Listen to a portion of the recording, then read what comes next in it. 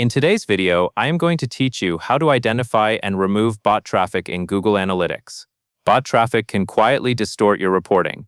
It can inflate users and sessions, and it can also create strange engagement metrics like very short session durations, unusually high event counts, or traffic that appears to come from unlikely locations. GA4 does filter many known bots automatically, but it is still worth confirming your settings and blocking obvious referral spam. Start by opening Google Analytics and landing on the Analytics home screen. From there, go into the admin area for your property. In admin, find and click Data Streams. This is where GA4 stores the settings for each website or app stream that collects data. Next, select the web data stream you want to manage. Choose the stream that matches the website where you are seeing suspicious traffic. Once you are inside that stream, click Configure Tag Settings. This section controls several important options related to how your tag behaves and how traffic is handled. Now click Show More so you can see the full set of available options. This is a helpful habit because some key controls are tucked away until you expand the list.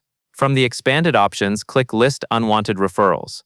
This is the setting used to reduce referral spam and other low-quality referrals that can pollute your acquisition reports. Add the suspicious domains that you have identified as spammy or irrelevant.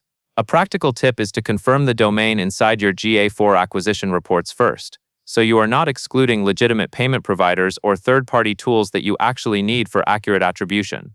After you save your changes, give GA4 some time to collect new data. These updates help keep future reporting cleaner, but they will not rewrite historical data. As you monitor your reports, keep an eye out for sudden spikes, odd engagement patterns, heavy traffic from unexpected regions, or large amounts of values showing as not set. Those are common signals that more investigation is needed, and the unwanted referral list is one of the fastest ways to reduce obvious junk traffic at the source. That covers everything you need to know, and that is all there is to it.